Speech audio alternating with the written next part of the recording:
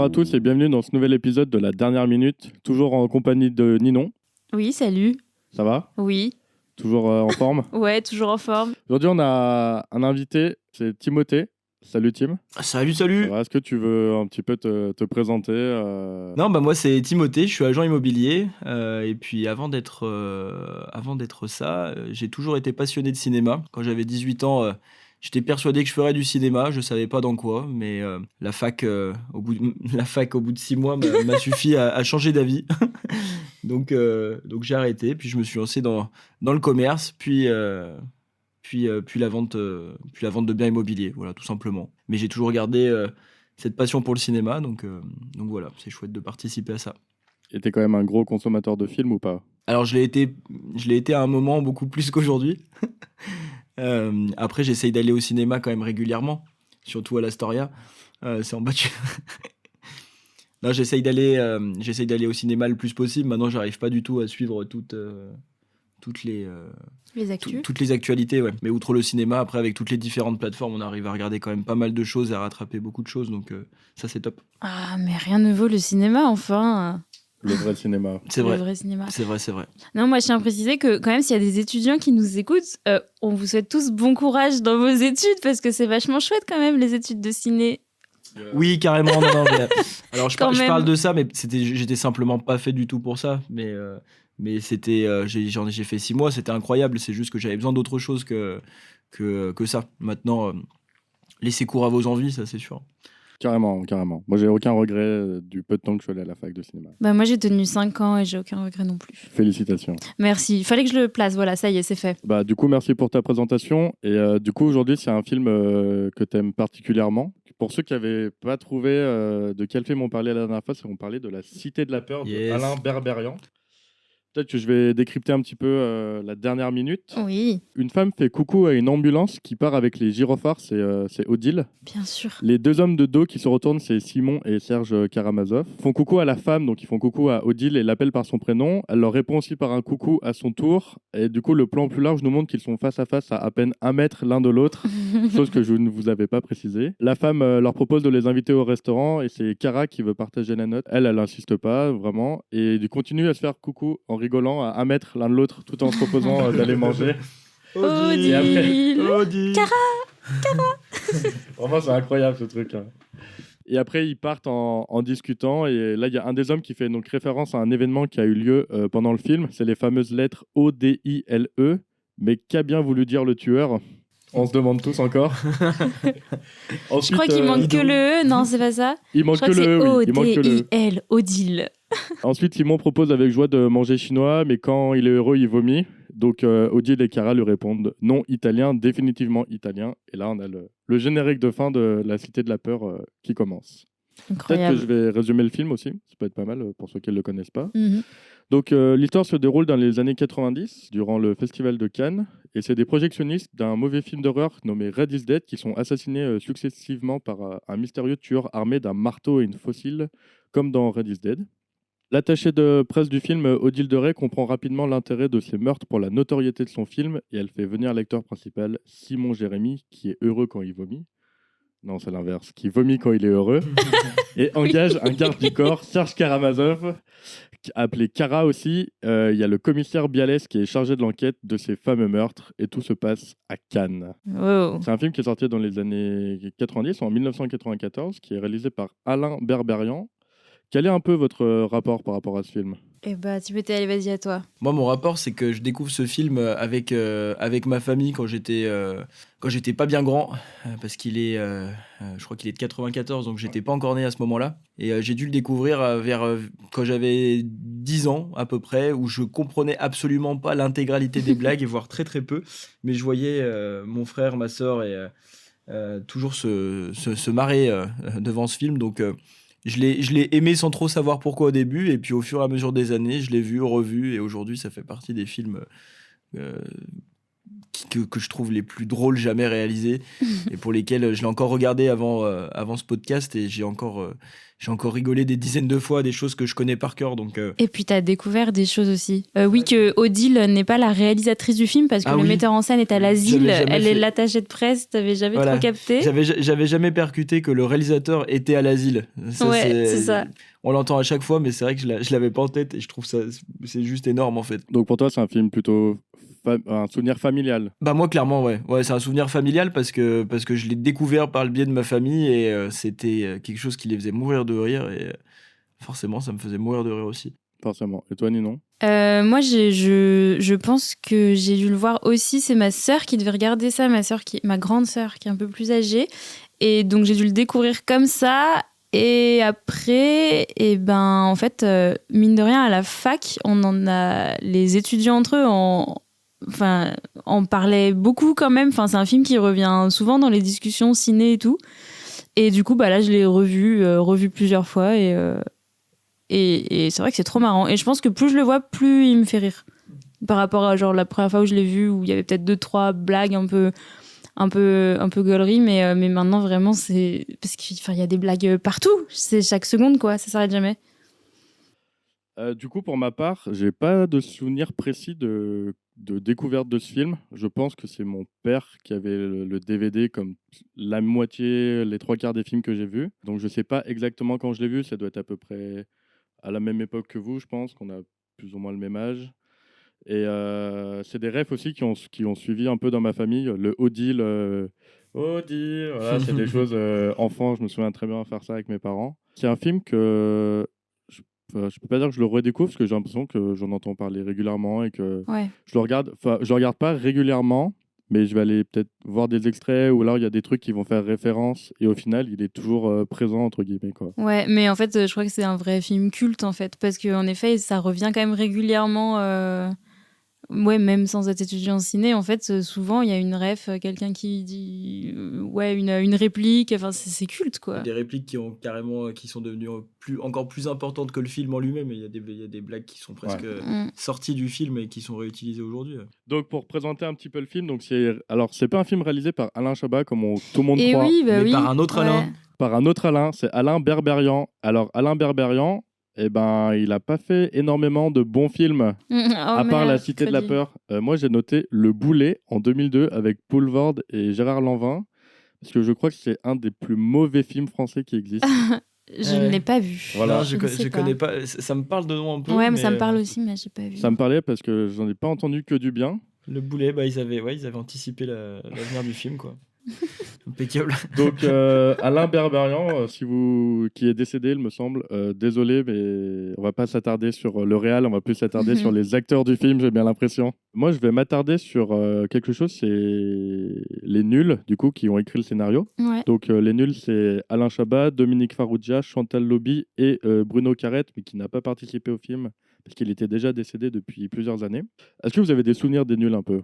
Non, moi pas trop. Moi je pense que j'ai vraiment connu l'existence des nuls par ce film et plus tard après, quand des personnes un peu plus âgées et tout, enfin plus âgées, on s'entend, quand des personnes parlaient un peu des vidéos des nuls et tout, ça, j'ai commencé à en voir, mais non, moi je connaissais, même encore aujourd'hui je connais pas très bien en vrai.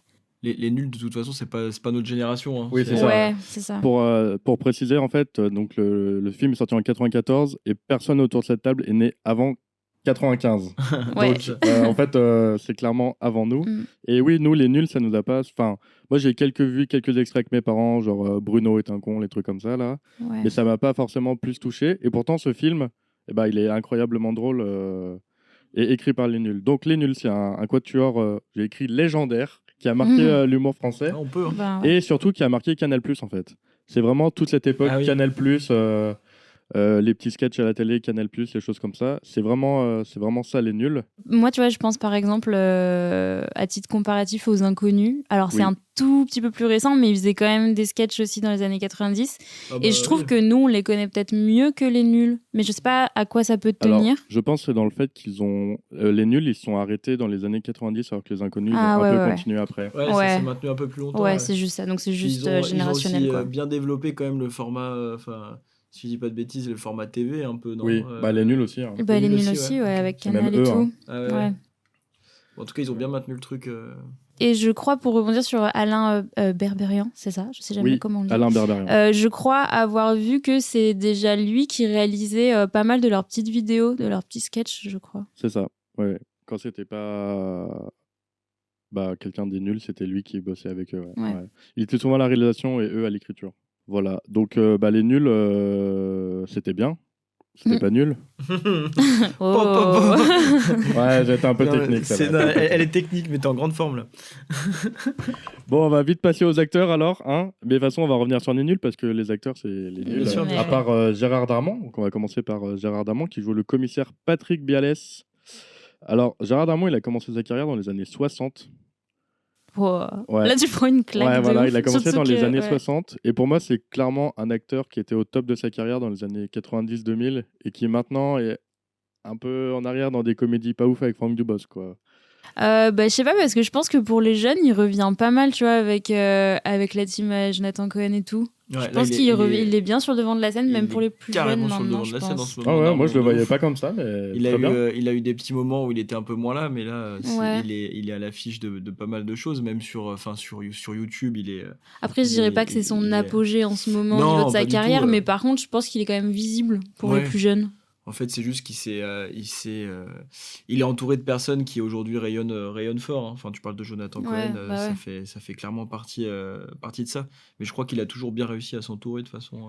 Oui, Mhm. il a quand même toujours bien réussi, mais pour moi, c'était vraiment un acteur qui était pas au top de sa carrière actuellement, et c'était un peu c'est dur ce que je veux dire, mais un acteur du passé, quoi. Ouais, du coup, je sais pas, ouais. Avec Netflix et tout, je sais pas. Moi, je le vois dans beaucoup de comédies françaises, pas ouf quand même. Ouais, bah, Après, ouais. si on prend Business Family, non, Family Family Business, Business, presque, ouais. ouais. Enfin, c'est une popularité de fou. Oui, Ça non, fait mais partie carrément, oui. des plus gros succès français Netflix enregistrés, quoi. Donc, Ah, c'est vrai. et il est clairement au Bah, c'est au ça centre de d'ailleurs ça, qui quoi. l'a fait revenir, Bien je sûr, pense. bien sûr, avec le binôme avec Jonathan Cohen. Non, je pense que même les jeunes générations là le connaissent bien, savent bien qui il est, et potentiellement par le biais de Business Family, Family Family Business, Business, je vais toujours, pas y ça n'a arriver. pas changé. Je pense qu'il s'est fait même connaître, et les jeunes ont sûrement, enfin les plus jeunes ont sûrement découvert d'autres films par le biais de Family Business. C'est pas impossible. Ah, c'est possible. Ouais, C'est peut-être parce peut-être. que je suis déjà trop vieux, c'est pour ça. Ouais. Oh là là. Bon, on va parler d'un acteur que je suis sûr qu'ils ne connaissent pas, c'est Dominique Farrugia, Ah oui, qui ça joue c'est possible. Simon Jérémy. En fait, Dominique Farrugia, donc il était dans les nuls, et c'est clairement un producteur en fait Ah de oui. films. C'est un producteur de films, c'est un des 4 nuls, et en fait, il travaille surtout chez Canal+. Il fait de la prod, il a monté une boîte de prod, et voilà. C'est clairement pas un acteur, et Ouais. ça se voit pas, mais le gars a pris une autre direction dans le cinéma, quoi. Donc, vous ne connaissez pas Dominique Farrugia si vous avez vu Family Business. Ouais. Bah, je sais pas, moi, Dominique Farrugia, il me paraît, il a un truc très familier en moi quand je le vois. Je sais pas, même maintenant, enfin, même si on l'a pas vu énormément sur le devant de la scène pour le coup, hein, à la tête d'affiche. Après, c'est sûrement dû à la Cité de la Peur, hein, pour le coup, mais c'est vrai qu'il a toujours été présent un peu avec Alain Chabat, et moi, je sais que je l'avais redécouvert un peu dans le Burger Quiz. Ah oui, oui. Ouais, on Pendant- va revenir sur Burger Ouais. Quiz à un moment. Et je sais pas, non, je l'aime beaucoup, moi. Oui, moi j'aime Ouais. beaucoup, et je Il trouve est que c'est un peu hyper dommage. sympathique, quoi. Ouais. C'est un peu dommage qu'il soit un peu dans l'ombre et tout. Franchement, Ouais. il apporte un truc que les 3 autres des nuls n'apportent pas. Un peu de sobriété, peut-être, Ouais. un truc un peu plus calme, un peu plus. Pourtant, non, mais pourtant, c'est bizarre de dire ça avec son rôle dans la Cité de la Peur, voilà. Mais je trouve que quand même, il a un truc un peu moins dur à suivre, un peu moins épuisant que Chabat qui s'arrête jamais, quoi. Oui. Je trouve. Oui, je vois ce que tu veux dire. Un peu, ouais, un peu. Ensuite, on a Chantal Lobby, donc elle est aussi dans les nuls. Elle est actrice, et j'ai une petite anecdote sur elle, c'est qu'elle devait bosser sur les Tuches. Elle a écrit la moitié du scénario des Tuches, et on lui a dit... Non, je crois que c'est elle qui a dit non, en fait, ça m'intéresse pas, je laisse ma place. Enfin, en gros, Ah ouais. le projet Elle l'intéressait s'est plus. retirée, quoi. Elle s'est retirée. Ah oui. Ah ouais. Je trouvais ça incroyable. Ok. Ouais, c'est drôle. Donc, elle est aussi actrice. Ces dernières années, elle a principalement joué dans Mais qu'est-ce qu'on a fait au bon Dieu, et elle a fait d'autres petites apparitions dans d'autres petits films. Mais c'est aussi une actrice qui a été au sommet de sa carrière dans les années 90-2000 et qui maintenant a laissé un petit peu sa place aux plus jeunes, quoi. Ouais. Plus que Darmon, ouais, là, clairement. Oui, complètement. Après, c'est quand même un sacré rôle. C'est un sacré succès. Qu'est-ce qu'on a fait au bon Dieu Oui, ça Oui, il y en a, ça lui a quand même plusieurs, permis d'être encore très visible malgré tout, quoi. C'est ça. Et elle fait c'est aussi du théâtre. J'ai aussi actrice théâtre. Et puis, il y a le boss du game de la comédie française, Aïe, aïe, aïe. monsieur Alain Chabat. Il est réalisateur. Il a fait Astérix et Obélix Mission Ce Cléopâtre. petit film, là, vite fait. Il en a pas fait beaucoup, mais... Il a fait Ouais, Il a fait Didier, qui est un film des nuls. Voilà. Il a fait Santa et compagnie. Et là, il bosse sur une adaptation d'Astérix en dessin animé. Ah oui, Ouais, parce ça qu'il fait est un petit passionné moment qu'on de en BD, parle. le monsieur. Donc déjà, au niveau réalisation, c'est incroyable. C'est aussi un acteur, Alain Chabat. Donc il a joué dans Astérix, dans La Cité de la Peur. Il joue dans La Nuit au Musée 2. Il joue Napoléon. Il joue dans beaucoup de films de Quentin Dupieux. Il joue dans beaucoup de films tout court. Voilà. Ouais. Dans des prestations qui sont pas toujours à son niveau, je trouve.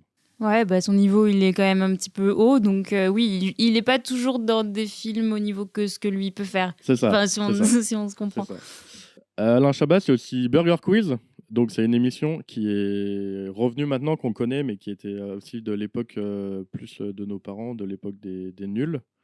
Vous regardez Burger Quiz ? Ouais, alors moi, Burger Quiz, j'ai découvert en fait Burger Quiz, enfin peut-être un tout petit peu redécouvert, mais on va dire découvert dans sa majorité il y a quelques années, là, quand ils ont repris l'émission. Ça a mourir de rire. Alors c'est vrai que c'est un concept un peu ancien, mais qui fonctionne totalement. Après, il y a eu des gros guest stars dedans, Ouais. ce qui fait que ça marche vraiment, ça a vraiment marché fort. Moi, je trouve que ça marche. C'est pas ancien Ouais. pour moi. Je trouve que ça Non, marche. moi je trouve pas ça ancien.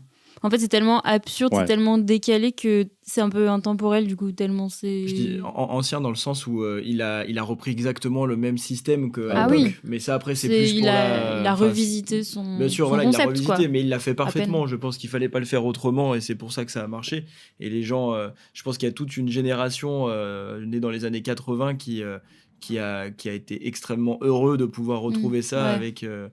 avec des acteurs récents, avec des invités. Et pas que des acteurs récents, parce qu'il a et pas invité que, bien aussi sûr, beaucoup ouais. d'acteurs qu'il a C'est les déjà. gens de sa team, Ouais, c'est beaucoup. Hein. Oui, de retrouver en fait toute son équipe autour de lui. Non, c'est une émission que j'aimais bien, Burger Quiz. Alain Chabat, c'est aussi des doublages. Vous savez quel mythique personnage il double ? Shrek.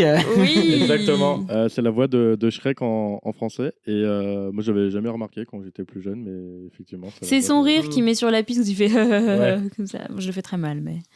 Oui, on n'a pas du tout compris. Non, Clairement, mais- c'était très mal fait. Parce qu'en revoyant La Cité de la Peur, il y a un moment où il rigole et vraiment on entend Shrek. C'est Quoi. tout à fait la Ouais. remarque, je suis d'accord. Ouais. Et Alain Chabat, c'est aussi quelques récompenses et quelques nominations. Alors, il a eu qu'un seul César dans toute sa carrière pour meilleure première œuvre pour Didier. Et sinon, il a été nommé 3 fois pour César du meilleur acteur et une fois César du meilleur second rôle. Pardon. Donc Alain Chabat, c'est quand même un grand personnage du cinéma français qui arrête pas et qui est toujours là et qui est peut-être pas assez récompensé, par exemple, je trouve. Ouais, je pense aussi. Je pense que vraiment le public est d'accord pour dire que c'est quelqu'un de très très fort dans le cinéma, mais ses pairs peut-être un peu moins, et surtout les gens des académies et autres. Voilà. Ouais, parce qu'il y a aussi le côté comédie, en fait, qui est aussi moins valorisé. C'est vrai, quand tu parles justement dans le côté académique du cinéma, la comédie est un peu moins valorisée, quoi, malheureusement. C'est vrai. Ouais, c'est vrai, ça, j'avais jamais capté. Mais, Ah bah si, ouais, c'est flagrant quand tu regardes les prix décernés et tout. Alors que la comédie, ça peut être un genre justement qui ouvre tellement de champs des possibles, quoi. Puis c'est pas le plus simple de faire rire, donc. Ouais, en plus. En fait, ce qui est assez fou avec lui, c'est de se dire qu'il a réalisé que 4 ou 5 films au total. 5 films, je crois. 5 ouais. films. Je crois que t'as peut-être pas cité sur la route du marsupilami tout à l'heure. Ah oui, il y a le Marsupilami aussi, oui, c'est avec vrai. Jamel. Exact. C'est, je sais pas, je trouve ça assez fou qu'il en a fait très peu au final à la Ouais. réalisation, et c'est vrai que la plupart sont quand même sont devenus presque. C'est des presque bangers. cultes. Prends Astérix Mission Cléopâtre, ça a été un sujet là beaucoup évoqué avec la sortie du nouveau Astérix de Canet. Mm. c'est quand même c'est plus qu'un culte, largement au niveau de la Cité de la Peur, voire plus Oh, aujourd'hui. plus, oui. Je pense euh, plus. Je Encore. pense que c'est quelque chose qui marque encore les jeunes, je pense, hein, les jeunes générations. Oui, Ouais, je mais pense aussi. après, c'est peut-être parce que du coup, nous, on est un peu plus vieux, mais je peux vous donner plus facilement des refs de Cité de la Peur que de Astérix et Obélix. Ah ouais. Ah, moi non. Ouais, moi non Clairement plus, ouais. pas. Même si la Cité de la Peur, il fait partie sûrement de mon top 5 Ouais. des films quand j'ai envie de me marier. Mais, Astérix, je pense qu'il est encore plus ouais. accessible que la Cité de la Oui, Peur. amplement. Et Et du coup, puis, je pense qu'il touche vraiment plus de gens. Mais il est cultissime. Enfin, Astérix Mission Cléopâtre, Astérix, c'est c'est- cultissime en France. Il n'y a même pas de débat là-dessus, quoi. Bah, ça a été d'ailleurs une des problématiques que là, du coup, on enregistre après la sortie du film de Guillaume Canet. Ah oui. Et c'est quelque chose qui lui a été beaucoup reproché à Guillaume Canet en lui disant vous vous attaquez après Hmm. à Alain Chabat. Personne veut avoir à faire Oui, ça, c'est ça. à passer après Après, il a Chabat. raison d'essayer, il n'y a pas de raison Non, de pas le c'est- tenter. Ce qu'il a fait, c'est incroyable. Et puis, je pense que les gens aiment, enfin, si on parle très rapidement d'Astérix, c'est un personnage, Astérix et Obélix, Oui. c'est des personnages qui là, sont appréciés. Donc, ça fait toujours plaisir de les revoir. Maintenant, le seul problème, c'est d'avoir Astérix Mission Cléopâtre en Ouais. concurrence, en Mm. référence plus qu'en concurrence. Donc, peut-être qu'il n'y aurait pas ce film-là, on l'aurait peut-être trouvé très bien.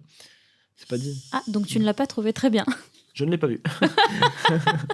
Je ne parlerai pas du film de Guillaume Canet ici. Mais en tout cas, à chaque fois que tout ça pour dire que pour moi, à chaque fois qu'il sort un film, en tout cas, c'est quelque chose qui est très attendu, c'est quelque chose dont on entend beaucoup C'est parler, vrai, ouais. mais de manière équilibrée et qui, sincèrement, ne déçoit jamais. Et je pense que aucun de ces films à la réalisation n'a vraiment déçu la critique de manière immédiate, ou en tout cas a posteriori, tous ont eu du succès. Oui, ils ont tous eu du succès. Après, il y en a qui sont quand même, je trouve, un peu moins bien que d'autres. Marsupilami, c'est quand même, Mm. c'est bien, mais c'est quand même un peu moins que d'autres. Santa et compagnie, c'est quand même un petit peu derrière, mais Bon, après, sans forcément y faire de classement, c'est Non, des mais- objectifs vraiment différents. Et je prends Santa et compagnie, c'est vraiment.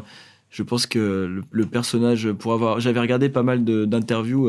Le personnage du Père Noël, pour lui, c'était assez incroyable de le jouer lui-même. Enfin, il a trouvé, je sais qu'il a trouvé ça fou. Et puis, pendant les périodes de fête, un film de Noël, peut-être de cette qualité, Oui. vaut sûrement mieux Français, que parce qu'on en a pas l'intégralité. beaucoup. Ah oui, en plus.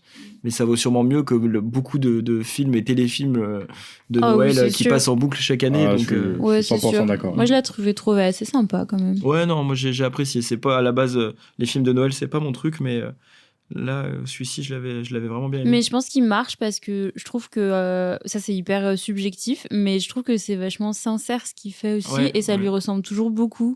Et je pense que c'est pour ça que ça sûr. fonctionne. c'est un peu sa méthode de fabrique, j'ai l'impression. Ouais, la sincérité, ça a l'air en tout cas. il tu reste vois. lui-même, et il véhicule toujours la même chose au travers de ses films. Ouais. Bon, on est des fans d'Alain Chabat. Quand même, dans cette table. Oui, Bah, sans dire Alain, si tu fan, nous écoutes, on ouais. t'aime. Bah, il est très fort quoi. Enfin, de toute Viens un évidence. jour discuter avec nous. Alain, tu te Ah souviens, ouais. on s'est vu en 2013 au Festival d'Annecy, j'ai dit j'aimais beaucoup tes films, tu as signé un bout de papier pour moi. Te souviens-tu, Alain? Ode à Alain. Alain, rejoins-nous. Rejoins-nous. Bon, voilà pour ce casting de choix de la Cité de la Peur. Mais la Cité de la Peur, c'est aussi des guests incroyables. Et je vais vous demander, parmi ces personnes, laquelle n'a pas fait d'apparition dans la Cité de la Peur? Oh. Ok. Pierre Lescure, le fondateur de Canal+. A-t-il joué dans la Cité de la Peur? Oui. Moi, je pense que oui. Rosanna Arquette. Oui, bien sûr. Elle dit Red is dead et elle part. James Cameron. Aucune idée. C'est incroyable. Je n'ai aucune idée. James Cameron est dans la Cité de la Peur. Ouais. Énorme. Michel Hazanavicius. Oui. Oui, il joue un des projectionnistes. Ah oui, bien sûr. Ouais, je le vois. Oui, si bien tu sûr. parles, oui, tu. Ouais. tu. Ah putain, oui.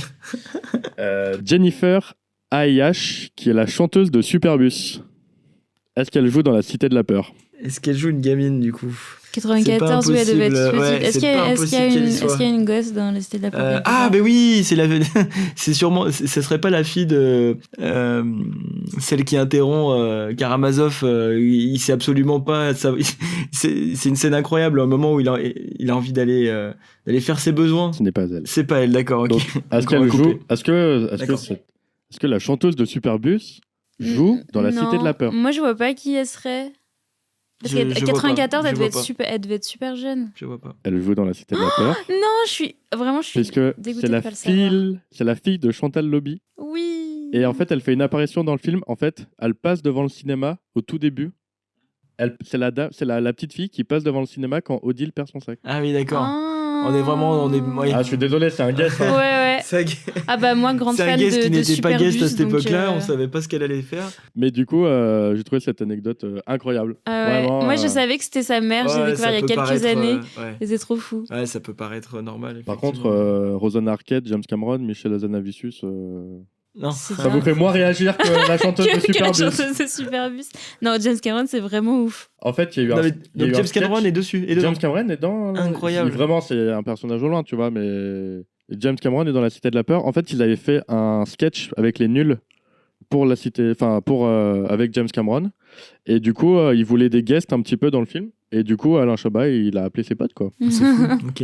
Donc ce film, il a aussi plein de références. Je vais vous mettre. Je vous ai sélectionné 6 références, hein, parce que sinon, Ouais. on peut y passer des heures. Est-ce que vous savez pourquoi Serge Karamazov, à chaque fois qu'il se présente, il se dit Serge Karamazov, aucun lien, je suis fils unique. Non, absolument pas. Mais c'est quelque chose qui me fait extrêmement rire et je crois que je leur dis très souvent aucun lien fils unique, un peu n'importe quand dans ma journée. En fait, c'est une référence à un livre de Dostoïevski qui s'appelle Les Frères Karamazov. Et sauf que lui, il est fils unique. Donc il n'y a pas de frère Karamazov. D'accord. Je suis passée à côté de cette vanne, moi Ouais. aussi. C'est une petite vanne un peu littéraire, voilà. Je vous la Ouais, ça, c'est je ça, c'est connais une vanne absolument pas ce livre. de personnes Là, cultivées, quoi. Une vanne peut-être plus pour vous. À notre niveau. Merci, Val. Pourquoi ça s'appelle Red is Dead, le film? Bah, Ça, c'est j'ai le entendu, communisme et tout, mais je sais pas. Concrètement, je sais pas. En fait, Red is Dead, ça reprend l'intrigue et l'imagerie de Evil Dead. Oh. Eh oui, oui. Énorme. Voilà, voilà. Énorme. Il y a un moment sur la croisette, Serge Karamazov, quand il court après le tueur, On voit bien, ouais. il s'étale et il se met à crier et il tire en l'air. Oui, Vous connaissez la ref? oui. Je l'ai C'est pas. dans Point Break. Ah, mais oui. C'est oui, Keanu oui. Reeves qui Bien fait sûr. ça. Oui, Et oui, vraiment, oui. vraiment, je pense que c'est repris plan par Ah oui, plan, mais ça me revient, bien sûr. littéralement. Et moi, quand je vois la scène, je vois Keanu Reeves par terre Oui, en Keanu train de Reeves tirer en l'air. qui tire en l'air, bien sûr. À, ouais, je à chaque vois. fois, je la revois. Eh oui, bien sûr. Autre ref, un énorme film, c'est L'interrogatoire d'Odile, Ouais. qui est aussi plan par plan Basic Instinct, Vas-y, Castin. littéralement. Il y a une ref qui est un petit peu plus... clairement, on la voit direct, c'est Toc Toc Toc, c'est qui? Sarah Connor. Mhm. Non, qui c'est est à repris. côté. Non, c'est à côté, voilà, très très drôle. Oh là là. Est-ce que vous avez des films qui sont remplis de références autant que La Cité de la Peur? Ben, dans un tout autre style, il y avait Ready Player One. Ah, j'allais le dire. Ah, bah voilà. Ouais. Ah, je suis dégoûté, c'est le seul que j'avais en tête. Bah ouais, moi j'en ai pas beaucoup d'autres en tête. J'en avais pas non plus en tête à part Ready Player One. Et pourtant, j'ai cherché un peu dans mes DVD et tout, je regardais. Et en fait, il y avait souvent des films qui ont donné des refs. Oui, Roger Rabbit, des choses comme ça. ouais, c'est ça, mais bourré de références, il y en a peut-être pas tant que Non. ça. Alors en vrai, il doit y en avoir plein qui Oui, nous oui, échappent. c'est Si certain. vous avez des Ouais. idées, dites-nous, parce qu'on doit passer à côté de 1000 trucs. Je pense que la comédie doit être, par contre, un genre qui doit vraiment s'apprêter à reprendre Après, des, ouais, après, t'as toutes les parodies, quoi. Bien Ouais, sûr, oui, on oui, pourrait oui. faire la liste de toutes Ah les oui, parodies, évidemment. mais sans les parodies, c'est hors vrai que... parodie, ouais. Après, est-ce que ce serait pas un peu une... Est-ce que La Cité de la Peur serait pas un peu une parodie d'un film d'horreur? Mais enfin, tu vas pas me griller toutes mes cartes, toi, Molo? Bah écoute, je te propose de sortir tes cartes d'ailleurs. Oh là là, la transition, bravo Timothée, très très fort. Eh ben oui, justement, en fait, quand on pense aux parodies, on a surtout un film qui vient, je pense, en tout cas pour les gens de notre génération, je crois. Scary Movie. Voilà, et en plus, si on parle de parodie de films d'horreur, évidemment, on pense tous à Scary Movie. Le bon humour bien américain des frères Wayans. Hyper fin, n'est-ce pas? Qu'on embrasse. Je pense qu'on embrasse, bien sûr, Damon et... Ouah, j'ai oublié le nom de tous les autres. Et donc, oui, j'ose le parallèle entre La Cité de la Peur et, en vrai, est-ce que La Cité de la Peur, c'est pas un peu notre Scary Movie à nous, avant Scary Movie? Parce que Scary Movie, c'est 2000. Oui, mais ça fait pas peur. Bah, Scary Movie, ça fait pas peur. Oui, mais en fait, Scary Movie, c'est un film qui a été repris de Scream. Ouais, et La plein Cité d'autres. de la Peur, ça a été repris de rien. Bah, Oui, mais non. attends, on va Attends, discuter ouais. 2 minutes. Ce que Je je suis veux pas dire, certain, c'est moi. que pour moi, Scary Movie, c'est très Scream. Ils ont repris l'esthétique, le Non. masque, tout pour moi, tu vois. Ouais, oui, oui. Ouais, mais, oui. Ils ont repris Scary Movie. Mais ils ont mis le truc, tu vois, il y a des scènes de Matrix, Ouais. il y a Oui. des scènes de Souviens-toi l'été Scary dernier. Movie, ils ont pris Scary Movie, ils ont juste pris la base de Scream, mais après ils Oui. sont carrément partis dans tous les sens. Ils Mais sont la juste cité, partis sur le Scream. la Après, En cité fait, de la peur, ils ont pris la c'est. base de rien. Ouais, en fait, le truc, c'est que justement, voilà, Scary Movie, c'est vraiment la parodie telle qu'on l'entend. Enfin, voilà, en effet, qui reprend les films, qui rejoue les scènes et tout. Hein. Les scènes de Scream, elles sont rejouées. Enfin, voilà. Ce que ne fait pas La Cité de la Peur, en effet, mais moi, j'ai quand même un petit peu envie de le rentrer dans ce sous-genre-là. La parodie, c'est un genre cinématographique qui est, au-delà de souvent avoir des allures de films débiles, on va pas se mentir, c'est un genre qui est quand même assez riche et qui est très très lié au spectateur, moi je trouve. Donc si on prend la définition de la parodie selon le Larousse par exemple, ils disent que c'est une imitation satirique d'un ouvrage sérieux dont on transpose comiquement le sujet ou les procédés d'expression. Et donc, même si en effet, La Cité de la Peur, on n'est pas sur les mêmes procédés que Scary Movie, mais je pense que selon cette définition, moi, je ferais bien rentrer ça là-dedans. La parodie, elle va en effet imiter ou faire des références qui sont plus ou moins subtiles à des films existants. Et là, petit point un petit peu théorique, si j'en perds quelques-uns, peut-être Timothée, comme tu as fait que 6 mois de fac, je vais peut-être te perdre à ce moment-là. Mais petit point théorique sur, je ne répondrai pas à cette attaque. sur les approches interfilmiques dans les analyses de films. Faire des références ou même citer des films, ça peut servir à plein de choses au cinéma, pas que à la parodie. Ça peut servir par exemple comme des accélérateurs narratifs, faire comprendre des choses plus vite en faisant des références à d'autres films bien connus par exemple. Ça peut servir à qualifier et à caractériser des personnages par exemple. Ça peut aussi être juste pour jouer avec le spectateur et ses références, pardon. Ça peut aussi mettre sur une piste et puis après pour tromper le spectateur en faisant des références à des films, puis en fait hop, le film en question part vers autre chose.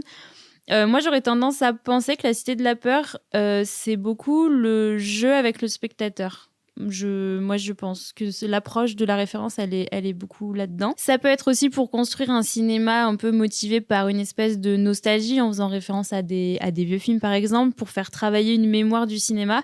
Et ça, on le retrouve énormément chez un cinéaste qu'on connaît tous bien. Vous avez une petite idée de qui fait ça beaucoup? C'est Tarantino. Et évidemment, Tarantino, qui est un peu le pro pour faire revivre comme ça des genres, des codes, des scènes même parfois, des plans. On a aussi le Dracula de Coppola qui fait beaucoup ça, qui fait beaucoup de synthèse de plein de films de vampires qui ont été marquants, les Nosferatu, des différents remakes, voilà. On peut se servir aussi des références comme outil pour analyser des grands films ou les réinterpréter ou se les réapproprier. Et là, en exemple, on a par exemple, il y a De Palma qui fait beaucoup ça avec Hitchcock, Brian De Palma, qui est quand même un grand, qui est obsédé par Hitchcock. Voilà, c'est obsessionné, non. Obsédé par Hitchcock. Et par exemple, il y a une scène de douche dans Carrie, voilà, où elle a ses règles pour la première fois. Et donc en fait il y a un vrai gros parallèle avec la scène d'Hitchcock de Psychose évidemment. Et donc je vous invite à revoir par curiosité Carrie et Psychose.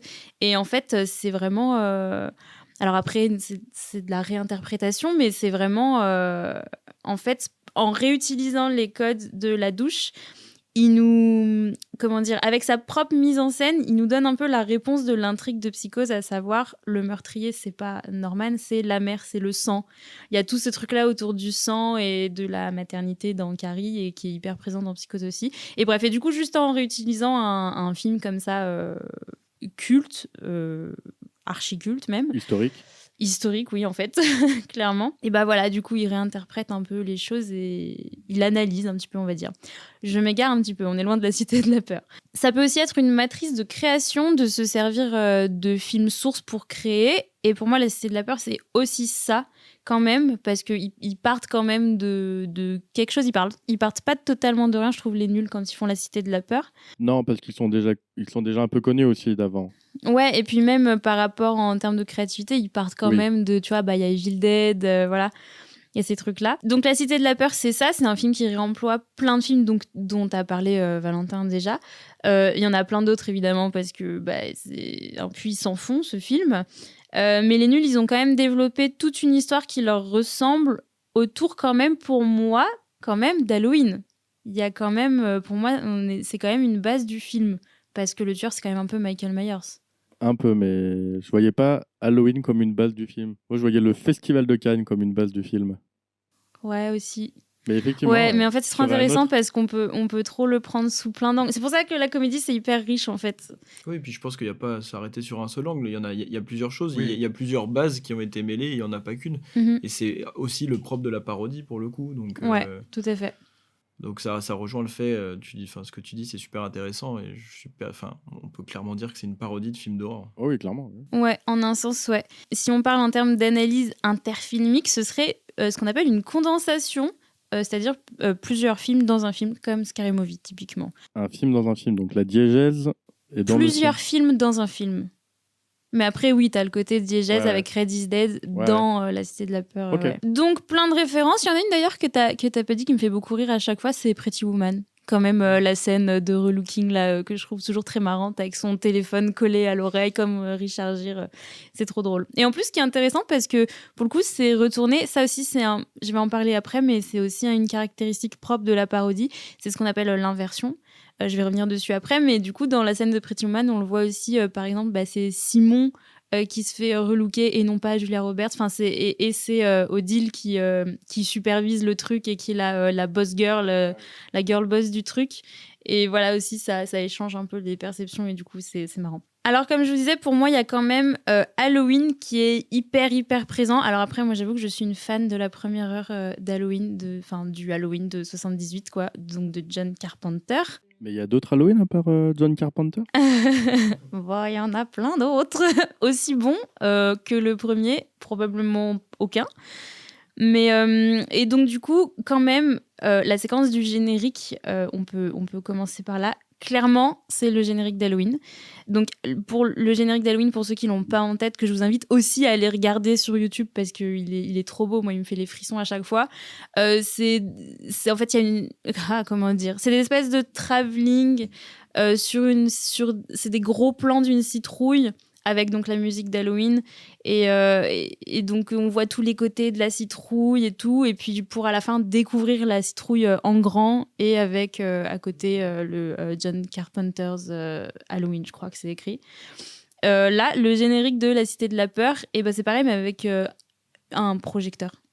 Et c'est la même chose, on découvre tout le projecteur petit à petit avec des travelling, des très gros plans et tout. Donc là, on trouve aussi le truc de l'inversion dont je vous parlais. J'espère que je me suis pas embrouillée dans mes notes, mais dans Halloween, on a la citrouille à gauche et John Carpenter's Halloween à droite. Et dans La Cité de la Peur, on a le projecteur à droite et un film réalisé par à gauche. Donc c'est inversé.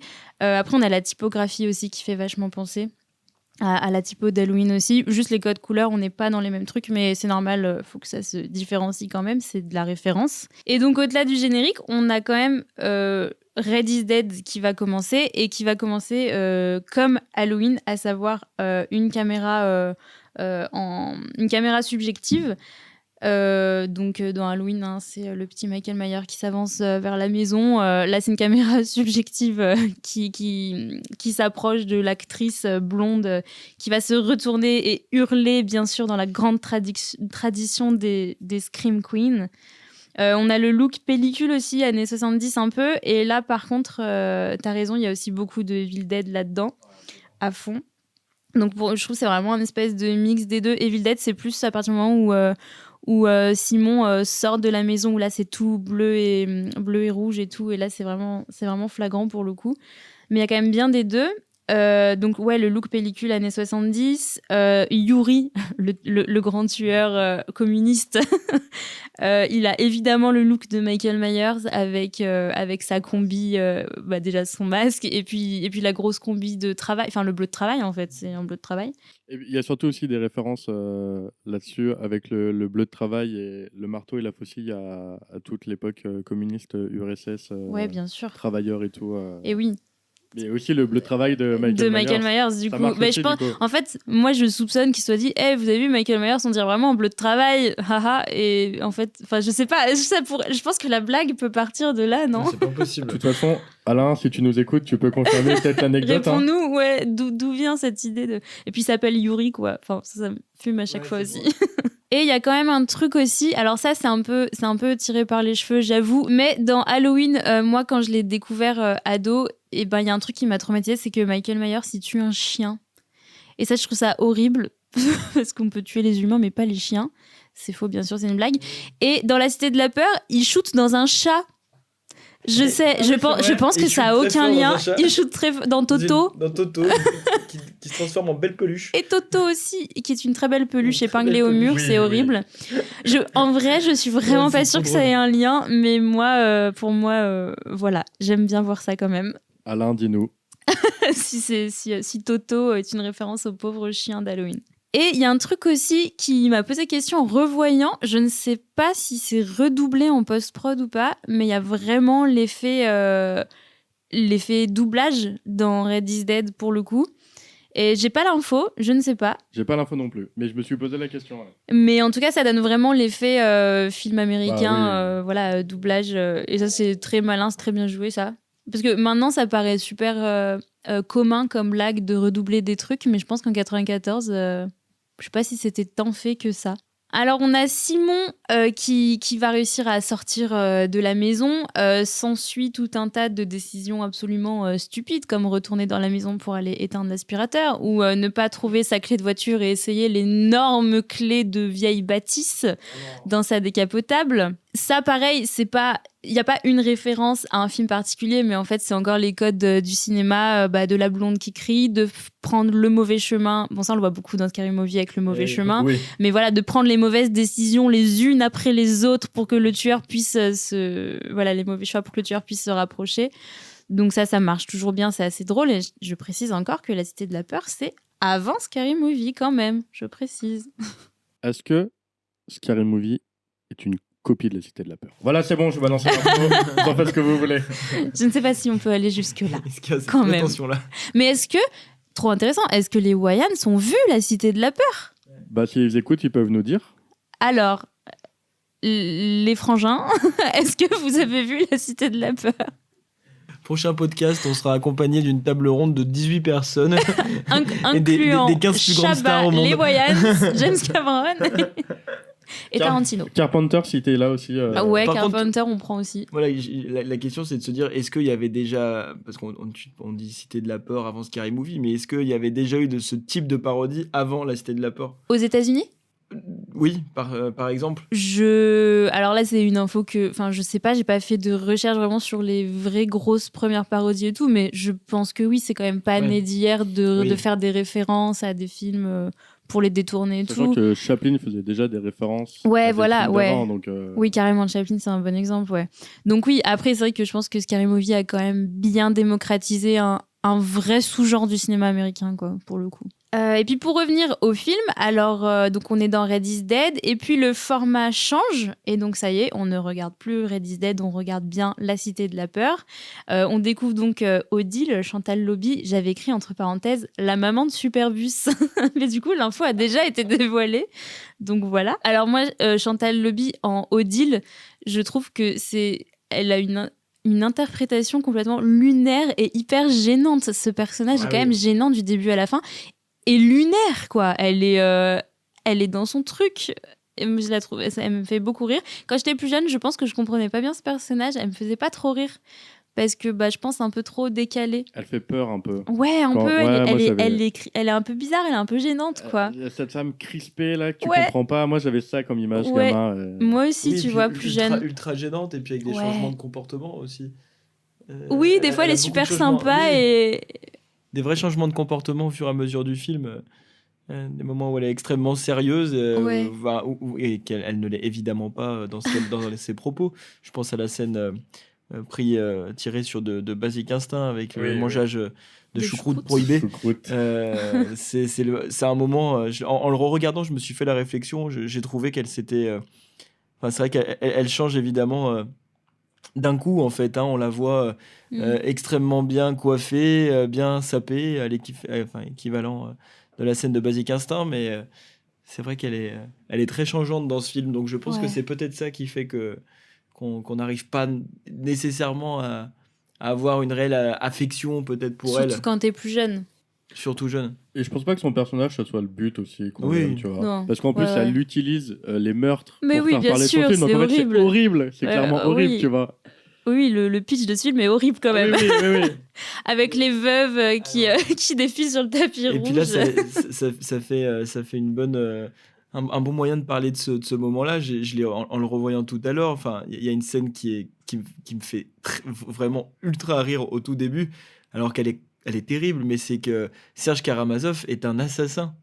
C'est un tueur. Oui. Il tue son À la collègue de séance de sang-froid. tir, ouais. C'est vrai, mais Parce oui. qu'il commence à lui C'est- raconter ses problèmes, il le finit, quoi. C'est ça, horrible. et ça se passe mal avec sa femme, et là c'est fini, c'est une balle dans la tête pour abréger ses souffrances. Serge Karamazov est un C'est assassin. un tueur, c'est également C'est quand même, un- et c'est un peu un, Ouais. un harceleur sexuel C'est aussi, quand même, un petit peu, il force, hein. Mais oui, c'est C'est une crapule. c'est plus qu'une crapule, c'est un homme qui mériterait d'aller en prison et qui tire tout de même à côté de la foule. Oui, aussi. C'est un danger C'est un public. danger, en C'est un fait. danger public, bien évidemment.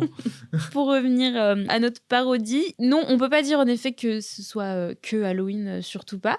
Et en fait, il y a rapidement aussi le côté thriller qui va arriver avec Cannes, premier jour, par exemple, avec... Cannes, premier jour. Voilà, avec la petite typo à la machine à écrire qui fait bien le taf. Et là, du coup, je trouve on retrouve vachement une vibe un peu... moi, ça m'a fait penser à Hit de Michael Mann, par exemple. Les vibes de films de flic thriller, un peu comme ça, qu'on a dans Basic Instinct aussi, évidemment. Basic Instinct, je crois qu'il est sorti en 93, ça doit avoir... Je pense qu'au moment où ils écrivaient le film, du coup, comme il sort en 94...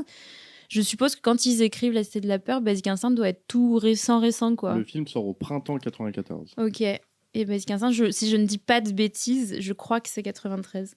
Donc ils doivent être vraiment bien dedans. Et donc voilà, donc cette vibe un peu de film de flic thriller aussi qui est très très présente. Et donc pour finir avec les refs d'Halloween, il n'y a pas que la scène du générique et la scène d'ouverture qui font référence. On a donc tout le procédé de mise en scène du tueur, en fait, de Émile, qui est similaire à celui de Michael Myers, à savoir la caméra subjective avec le son de respiration très fort sous le masque. On a aussi au niveau de la mise en scène, et souvent on voit Émile en tueur en arrière-plan, genre qui se faufile dans des pièces ou des choses comme ça, sans que les personnages du premier plan le voient. Et ça, on voit beaucoup ça dans Halloween. C'est vraiment le truc de mise en scène principal d'Halloween, quoi, de voir le tueur au fond qui se relève, des trucs comme ça. Il y a aussi la musique qui m'a interpellée. J'ai mis un moment à reconnaître à quoi ça me faisait penser et de quoi ça pouvait s'inspirer. Et puis du coup, dans mes recherches et tout, j'ai revu la scène de la douche de Psychose. Et en fait, la musique de La Cité de la Peur m'a vachement fait penser à la musique de Psychose, à un truc un peu de Hitchcock. C'est juste du feeling, hein. Juste, ça m'y a vachement Ouais, fait mais penser. C'est possible, hein. En même temps, oui, comme on est dans le thriller, dans le truc... On est sur une parodie de film d'horreur. Psychose fait partie Ouais, de des thriller, films même de plus thriller, qu'horreur. ouais, de thriller à suspense. Ouais. Qui est le tueur. Si, ça marche. Ouais, moi ça m'a vachement fait penser à ça. Et puis dans Red is Dead, pour le coup, on entend bien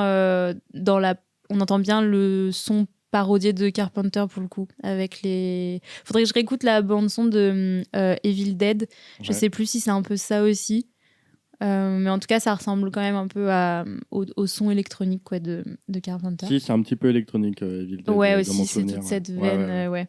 Ouais. Du coup, il y a bien ça dans la scène de Red is Dead. Et autre, plus qu'un clin d'œil, vraiment, là, pour le coup, la copie donc, de la scène de Basic Instinct dont on parlait. Pour le coup, elle est vraiment bien faite. J'irais peut-être pas jusqu'à dire que c'est du plan par plan, mais c'est un peu troublant même, jusqu'à la ressemblance d'un des comédiens. Il y a un homme dans Basic Instinct, un des flics, et du coup dans La Cité de la Peur aussi, qui est un peu fort, avec les cheveux bouclés et des grosses lunettes. Et vraiment, je trouve le comédien, il ressemble vraiment, quoi. Il y a un plan d'ailleurs sur lui où c'est vraiment le même, où il est en... il est au fond du plan et il s'avance et la mise au point se fait sur lui pendant qu'il parle à Sharon Stone. Ça, on a le même plan avec le flic de La Cité de la Peur. Enfin, il y a vraiment des trucs hyper poussés qui ressemblent vraiment bien. Le décor aussi avec les ombres hyper fortes des stores là, qui trient toute l'image. Bon, on est en termes de colorimétrie, on est un peu plus chaud dans La Cité de la Peur, évidemment, parce que Basic Instinct, on est quand même sur du thriller, Oui, voilà. très blanc. Un peu hardcore, ouais, même Bleu. bleu, ouais. Oui, on a même, ça j'avais oublié dans la scène de Basic Instinct, mais en fait, en effet, il y a un flic qui vient voir Sharon Stone et qui lui précise que l'entretien sera filmé. Donc, comme dans La Cité de la Peur, où Gérard Darmon lui dit J'ai plus la phrase exacte en tête. Mais il où dit il que c'est dit filmé, mais que voilà. la caméra est cassée. Voilà. Que ce sera intégralement filmé. Et là, il y a un des flics qui arrive qui lui dit par contre, ça peut être possible parce qu'il y a Bestel qui a mal mis la cassette et ça a tout niqué. Voilà, c'est ça qu'il lui dit. Et donc, Darmon reprend la phrase, lui dit je me dois de vous informer que l'entretien sera intégralement pas filmé. Et donc, ça, vraiment, c'était dans Basic Instinct. Et c'est trop fort. Dans Basic Instinct, ils font la même vanne. Ils font pas la vanne dans Basic Ah non. Instinct, il lui dit oui. je dois vous informer que l'entretien sera filmé. Non, c'est super bien premier sûr, bien degré sûr, Basic oui, non, Instinct, ça, c'est hyper parce que sérieux. Basic Instinct, c'est une parodie de la Cité de la Peur. Vous avez 4 heures. Et Basic Instinct, pour le coup, est aussi quand même important à l'échelle du film entier parce que ça sert à mettre en place l'intrigue entre Bialès et Odile de Ray. Le truc un peu de tension, de séduction et de danger entre eux, comme elle le soupçonne d'être le tueur quand même. Donc il y a tout ce truc-là qui s'installe et c'est vraiment cette scène qui aide à mettre tout ça en place. Donc évidemment, La Cité de la Peur, c'est un film qui joue avec les codes du cinéma, mais vraiment très très fort. Je pense par exemple aussi à la scène où on découvre Émile chez lui pour la première fois. Ça, je me souviens quand j'étais plus jeune, c'était une scène que j'aimais pas du tout dans son vieil appart canois. Je sais pas si vous voyez un peu avec la vieille tapisserie, le néon qui clignote dehors et tout. Là encore une fois, ça reprend plein de genres. Vous savez, c'est vraiment le méchant, je sais pas, à Brooklyn, dans le vieil appart. Il y a vraiment cette énergie-là. Avec la vieille télé, une télé qui est bien plus vieille que 94, hein, n'est-ce pas ? On n'est plus sur une télé des années 60, dans un vieil appart. Enfin, voilà, c'est vraiment les codes de la planque du méchant des films américains des années 80, quoi. Et puis, je sais pas si vous vous souvenez, mais donc, on voit jamais son visage, tous les plans, on voit juste ses mains qui prennent le journal, qui tapent sur la télé, des trucs comme ça. Et puis, en fait, on va le découvrir parce qu'il se croise dans le miroir. Et là, il y a un coup de violon à la Hitchcock qui fait tum. Et en fait, il se fait peur. Et ça, je trouve ça vraiment trop malin parce qu'en fait, on joue avec les codes du cinéma pour jouer avec le spectateur en mode, en fait, on lui dit, regardez, tellement il est méchant, il se fait peur à lui-même. Enfin, c'est vraiment ça, quoi. Je trouve ça trop malin. J'ai mis longtemps à comprendre cette scène. Oui, et moi aussi, vraiment. Il se fait peur. En fait, il se fait peur, il se surprend. C'est oh là putain, je suis vraiment trop méchant. Je suis trop le méchant, quoi. Même moi, je me fais peur.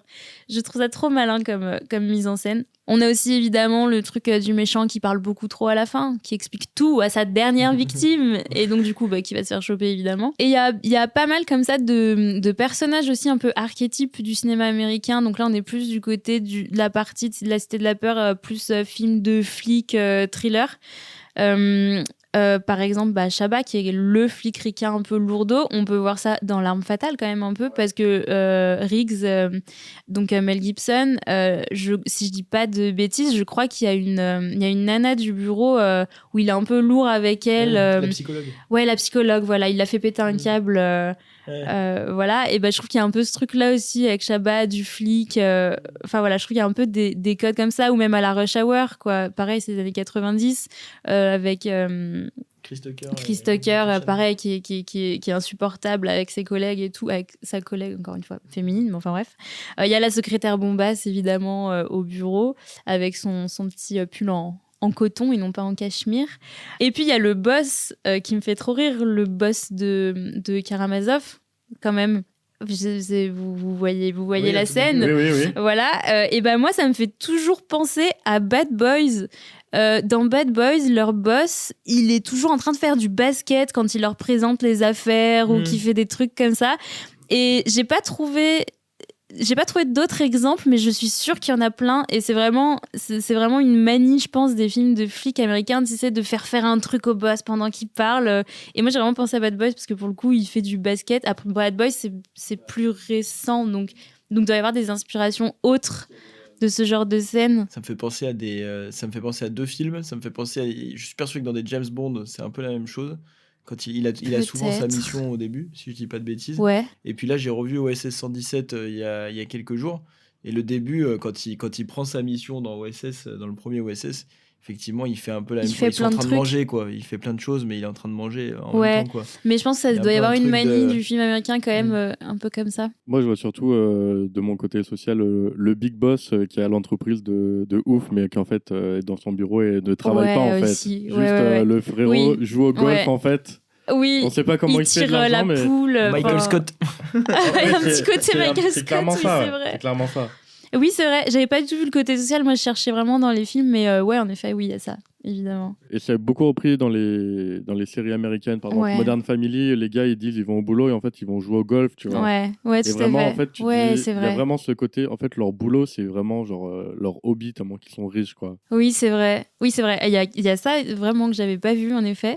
Mais après, voilà, le truc qu'ils sont en train de faire du sport et tout, moi, ça m'a vraiment fait penser à ça, à la scène de Bad Boys où je me suis toujours dit, mais pourquoi il peut pas s'arrêter de faire du basket pendant qu'il leur parle, c'est un peu ridicule. Et puis il y a aussi l'aparté sur la vie du commissaire Bialès. Ça doit vous rappeler un autre truc dans un autre film. Vous vous rappelez de... Astérix Mission Cléopâtre. Et bah ouais, carrément, avec Ouais. la petite... La langouste. la petite... la langouste, Eh oui, ouais. bah oui, Ouais, c'est vraiment le Ouais. même procédé. Ouais. Le petit magnéto sur la langouste, quoi. C'est vraiment le même procédé, ouais. Donc même si c'est pas le même réalisateur, il y a quand même des inspirations, forcément. Ils ont travaillé ensemble des années, quoi. C'est écrit par la même personne, le film. Hein. Les deux films sont Ouais, écrits par la oui, même de toute personne. façon, oui, Donc, c'est l'écriture, ouais. Ouais. Donc oui, voilà, on retrouve ça quelques années plus tard dans la série Mission Cléopâtre avec la langouste. Donc là, c'est la biographie enfin, la biographie, oui, l'enfance, la vie du commissaire Bialès, donc Gérard Darmon. Mais là, contrairement à la langouste dans Astérix, là, ce qui est intéressant et ce qui me fait dire que ça joue encore avec les codes, c'est que ça a un impact sur les personnages du film, puisqu'on lui dit « Vous connaissez le commissaire Bialès ?» Elle dit non. On lui met le petit magnéto et à la fin, hop, petit air mielleux. Ah, bonjour commissaire. Donc ça, c'est hyper intéressant de Et jouer comme ça. Ça arrive plusieurs fois, la voix off qui parle au personnage. Il y a plein de fois où le film va Ouais, sort.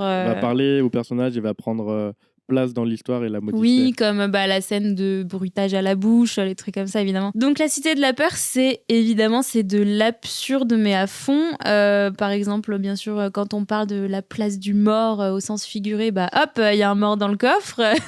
Ça n'a aucun sens, c'est complètement absurde. On a la voiture qui conduit toute seule pendant qu'il fouille dans la boîte à gants. Je sais pas ce qu'il fout. Ça, d'ailleurs, ça ressemble un peu à des plans de Basic Instinct quand Sharon Stone est en voiture avec les deux flics, Michael Douglas, et ils sont comme ça sur une espèce de côte, un peu comme dans La Cité de la Peur, là, quand ils sont en voiture avant d'arriver à Cannes, en revenant de l'aéroport Ah oui. de Nîmes.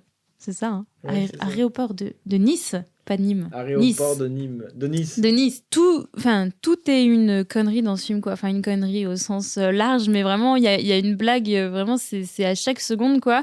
Vous avez en tête, comme ça, des exemples de mini-trucs auxquels il faut faire gaffe pour le capter dans le film. Vous savez, ces petits trucs, si on fait pas trop attention, ça passe comme aéroport, par exemple. C'est le truc, si tu tends pas trop l'oreille, tu fais pas trop gaffe à la voix du terminal, quoi. Ah oui, attends, c'était quoi qu'on s'était dit tout à Parce l'heure, que là en vrai, il y en a vraiment, Ouais, il y en a il y plein. en a vraiment Plein. énormément. Par exemple, la voix de l'aéroport, donc il y a ça qui est déjà marrant en soi, mais quand on écoute ce qu'elle dit, qu'est à, donc comme dans les gares, hein, on est bien d'accord, et elle dit que l'arrière de l'appareil ne dessert pas les villes de...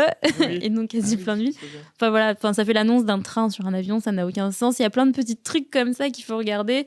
Il y a aussi le générique de Red is Dead au début. C'est que des jeux de mots dans les noms. Ah oui, au tout début. Et le générique Ouais. du film aussi. Ouais, le générique C'est du film vraiment aussi. n'importe quoi dedans. Il remercie des gens genre, qui n'ont pas joué dans le film ou des gens qui n'existent pas, comme Bruce Wayne. Très Peter bien. Parker. Ah ouais, Ouais, il y a Peter Parker qui est remercié. Enfin, c'est incroyable. écrit Peter Parker, Spider-Man. Il y a Tom Cruise aussi qui est remercié. Mais pas sous le nom de Tom Cruise, c'est Tom Cruise, un truc comme ça. Ah ouais, Enfin, ok. vraiment, Incroyable. Mais ça, il y en a vraiment beaucoup. Et pourtant, c'est quand même un peu un film de cinéphile, moi je dirais. Et Sous ses airs, c'est quand même un film hyper malin qui joue beaucoup avec le spectateur. Et à titre purement personnel, je pense que c'est pour ça qu'il a tant de succès aussi. Et que les gens qui l'aiment, en général, ils l'aiment vraiment beaucoup. Les gens qui aiment La Cité de la Peur, c'est un peu des fans, quoi. Et alors qu'il y en a d'autres, au contraire, qui vont le trouver vraiment débile au plus haut point. J'ai l'impression qu'il n'y a pas trop de nuances dans ce genre de film. Et je pense que c'est pour ça, c'est parce qu'il a beaucoup, beaucoup d'identité et qu'en fait, il nous fait des clins d'œil à chaque seconde. Et du coup, faut savoir les voir. Faut avoir les codes pour les décrypter, un peu comme le cinéma de Tarantino qui plaît beaucoup aux cinéphiles parce qu'en fait, il réemploie des codes. Et voilà, faut savoir décrypter tout ça pour passer vraiment de oh là là, ce film est vraiment débile à c'est du génie, de l'absurde en fait. Et oui, c'est plus de l'incompréhension, je pense. Ouais, je pense aussi. Si on a cet avis-là. Ouais, faut pouvoir le décrypter en fait. Exactement. Il est tout sauf débile. Bien sûr. Film. Mais la ligne entre l'absurde et le débile, tu vois, elle peut être super fine en fait. Et c'est pour ça qu'il est très malin. En parlant de débile, vous savez par qui le film devait être réalisé à la base? Un mec débile du coup? Par Claude Berry, le gars qui a fait Ciao Pantin, Manon des Sources, et il a refusé parce qu'il jugeait le film un peu débile. Ouais, et donc lui, il n'avait pas compris. Lui, il n'a pas compris. Il n'avait pas les codes. Mais c'est vrai que, en fait, c'est ça, sur le papier, ça doit être difficile aussi de te dire c'est du génie, quoi. Sûr. Je pense. Tu dois pas avoir tous les procédés techniques c'est ça, de réalisation. En fait, c'est beaucoup de mise en scène, donc... Bien sûr, juste le scénario, après le scénario... Ça doit être un peu what the fuck. Oui. Après, tu le sais, quand tu vas bosser avec les nuls, tu vois. Enfin, tu sais très bien que ça va être un truc absurde 100%, mais voilà, ouais. Donc, tu m'as lancé dans mes anecdotes, alors je vais continuer. Allez. Très bien. Qui joue le tueur communiste dans Red is Dead? Ah je ne sais pas. Ah si, c'est Émile. Non, Émile, c'est le vrai tueur. J'ai l'impression qu'on reconnaît... Oui, mais on reconnaît ses yeux dedans. Non. Moi, je cherchais le nom de l'acteur, mais c'est pas Émile. Quel acteur joue le tueur communiste dans Red is Dead? C'est Chabat? C'est Chabat. Ouais, c'est vrai. Oh là là. C'est Chabat. Et en fait, quand on regarde Red is Dead, ils sont dans les nuls. Parce que... oui, c'est Simon Cara, voilà. Simon, Jérémy. Ouais. Et on voit pas Alain Chabat à l'écran parce que forcément, il est sous le masque. Ouais. Énorme. Petite autre anecdote qui est assez drôle. Il y a, vous voyez la scène avec Valérie Lemercier, l'énorme tasse et les 15 sucres, ou les 16 sucres, et en fait, il n'y en a que 15. C'est écrit dans le générique. Oui. Et il y a un des plans, c'est pas elle. C'est sa sœur, non? Ouais, c'est sa sœur. Ouais. En fait, sa sœur était en stage sur le tournage et Valérie Lemercier a oublié de venir un matin. Ouais, elle était un peu shootée au Médoc parce qu'elle était malade, non? C'est pas ça? C'est ça l'histoire. Et du coup, Pierre Luscure, le boss de Canal+, il disait mais faites des gros plans. On a Valérie Lemercier. Là, on est en 94, on a Valérie Lemercier et il disait on peut pas faire de gros plans, c'est pas Valérie Lemercier, c'est sa sœur. Incroyable. Et du coup, moi, quand j'avais cette anecdote, j'ai revu la scène plusieurs fois et j'ai pas vu la... Non, moi, j'ai rien vu non plus, même en le sachant. J'ai fait gaffe et je vois rien. Je connaissais pas l'anecdote. Mais apparemment, elle se ressemble beaucoup. Apparemment, j'ai lu, moi. Donc, incroyable. Et elle est pas créditée au générique. Sa sœur? Ouais. Oh. C'est un peu dommage. Hein. Ouais, ils ont mis Batman, mais ils ont pas mis la sœur de Valérie Lemercier. C'est un peu dommage. C'est un peu dommage. Il y a quelque chose dont on n'a pas parlé dans ce film, on l'a pas évoqué du tout. C'est une scène mythique. C'est la scène de la Carioca. Oh là là, oui. Qui a été rejouée du coup pour les 25 ans du film en 2019 à Cannes. Alors ça commence par une pétition, cette histoire. Ça commence par une pétition qui est sur la ligne. Et Chabat et Darmon, ils disent littéralement non, on ne refera pas ça. On ne fera pas, on ne veut pas le faire. Le film est diffusé sur la plage à Cannes. Et là, ils disent oui, un problème technique, interruption technique, tac, lumière s'allume. Et là, on les voit danser la Carioca. Petit coup de trompette. 25 ans après, devant les spectateurs. Il y a plein de vidéos sur Internet, je vous invite à aller voir. Et oui, parce que il est passé en Cannes classique en 2019, ouais. Oui. C'est cette année-là qu'ils ont refait du coup la Carioca. C'est en 2019. Ouais. Du coup, la Carioca, c'est une parodie d'une chanson à thème d'un film de 1933 qui est réalisé par Freeland et qui est dansé par Fred Astaire et Ginger Rhodes à la base. Et ça a été repris dans plein d'autres films entre 1933 et La Cité de la Peur. Ouais. Et pour vous, c'est quoi la Carioca? C'est la plus belle danse. C'est une danse où tu peux plus faire que ça, quoi. Voilà. C'est pile la réponse que j'attendais. Non, mais la Carioca, je pense, c'est quelque chose que dans notre génération, tout le monde connaît. Sans avoir vu le film, je pense que tout le monde connaît. Je pense aussi, ouais. Et j'ai une dernière anecdote qui est, je pense, incroyable et qui date du 21 novembre 2022. Oh. Donc, c'est assez récent. Donc, vous savez, Alain Chabat, il avait un late show sur TF1. Ouais. Et il invite Dominique Farrugia et Charlotte Gainsbourg. Là, ils disent on fait La Cité de la Peur 2. Ça va s'appeler La Cité de la Peur. Donc évidemment, personne n'y croit. Ouais.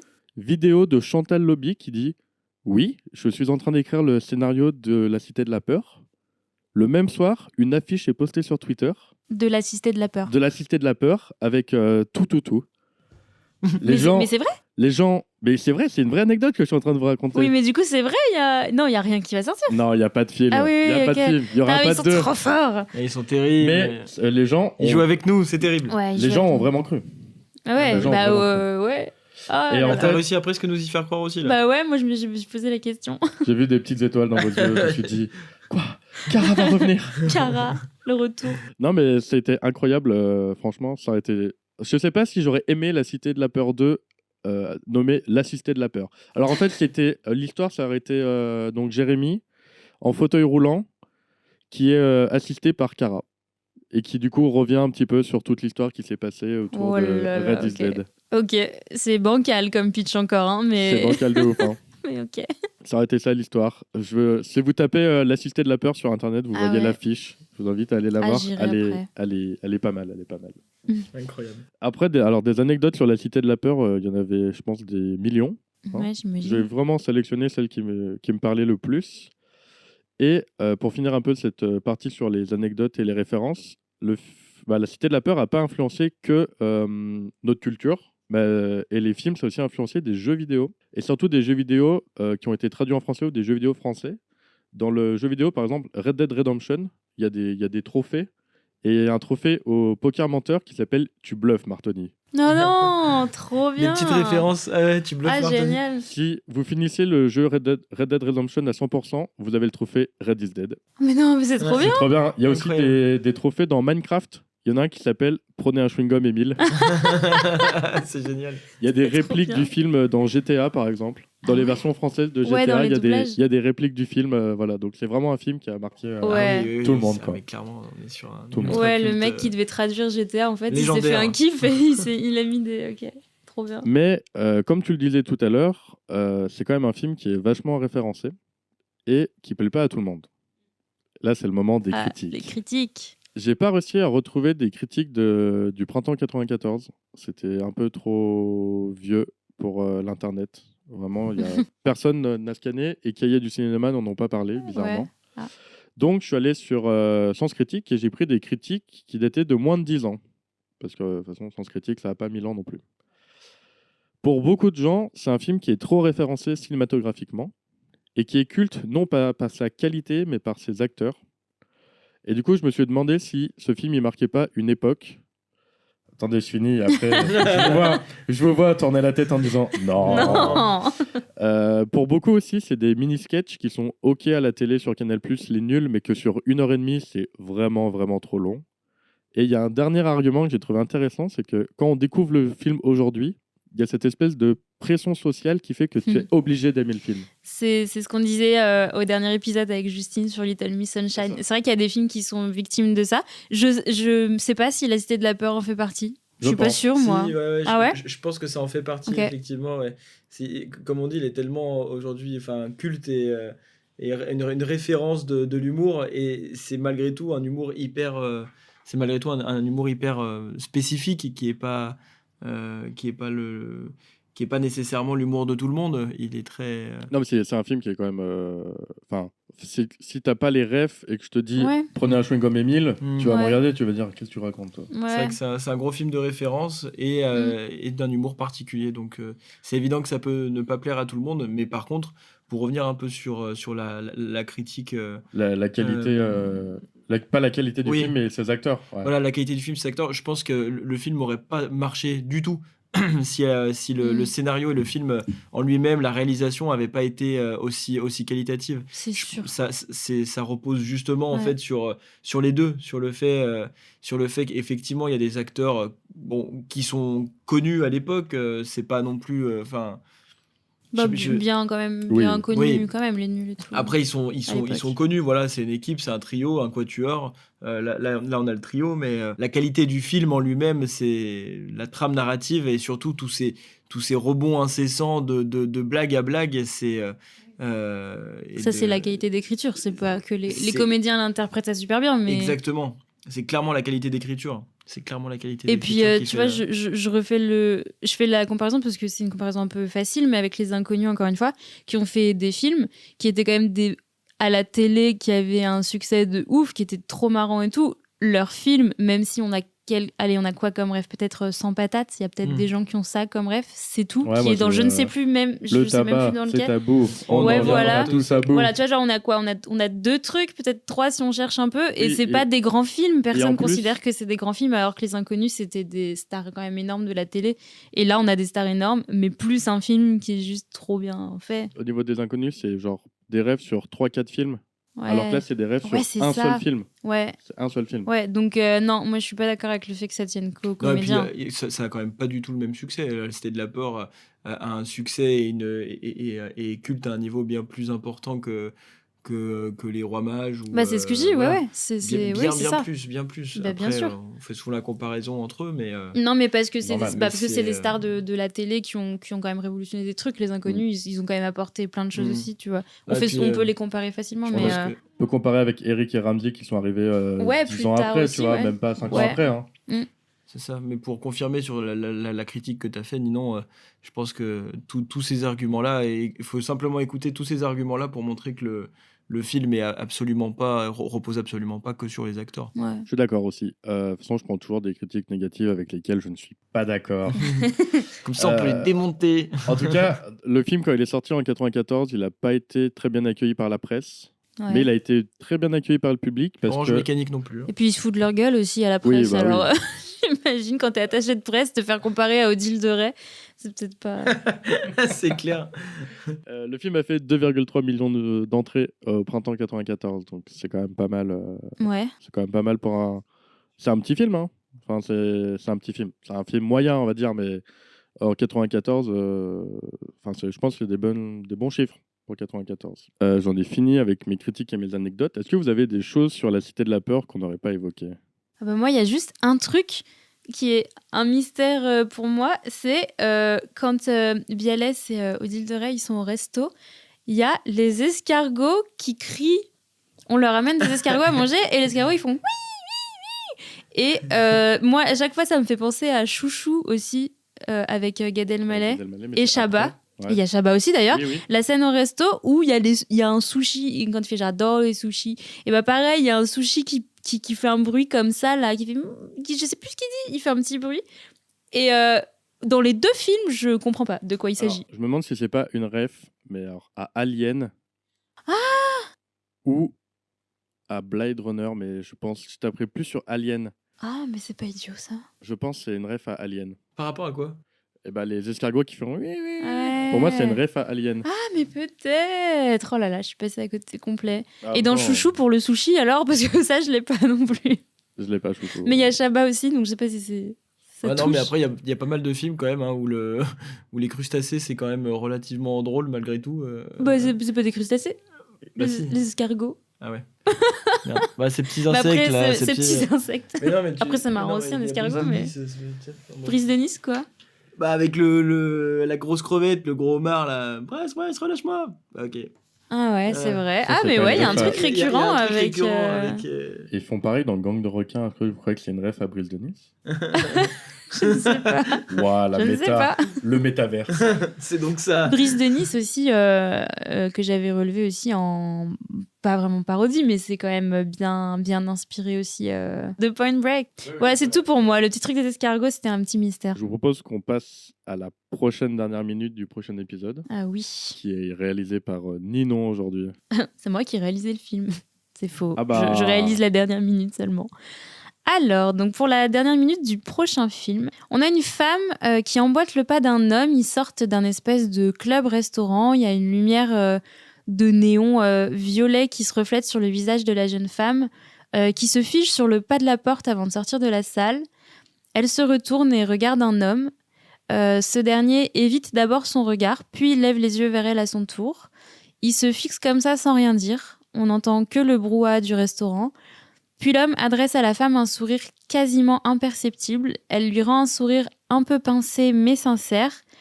L'homme lui fait un léger signe de tête et elle élargit son sourire, puis un air mélancolique reprend son visage. Elle se tourne et cette fois sort de la salle sous le regard attristé de l'homme qui baisse la tête et lance un décompte comme font les musiciens. Et un magnifique panorama sur une musique grandiloquente affiche The End. T'as une idée du film que ça peut être? Il Sans faut pas, il faut pas le dire, il du faut pas le titre, dire. évidemment. Ouais, j'ai complètement reconnu. Ok, bah j'ai hâte. C'est un film que j'ai hâte Ouais, de ça va parler. être très sympa d'en parler, ouais. Avec le petit tempo de la fin. Oh, il en dit trop. Ah, il en dit trop, il en fait toujours trop, Oh là punaise, là. c'est pas possible. En tout cas, je remercie, je te remercie, Tim. Eh d'être ben, venu. merci à vous, c'était top. C'était Ouais. très instructif. J'ai découvert des choses que je connaissais pas du film. Super. Donc, merci à vous. Merci Ninon encore pour ta chronique avisée toujours. Oh là là, oui, mon œil du tigre. Exactement, on l'appelait la chronique de l'œil du tigre. Et puis bah, je vous remercie d'avoir écouté ce podcast. Vous pouvez toujours nous retrouver sur YouTube et Spotify. Et on vous dit au mois prochain avec... Avec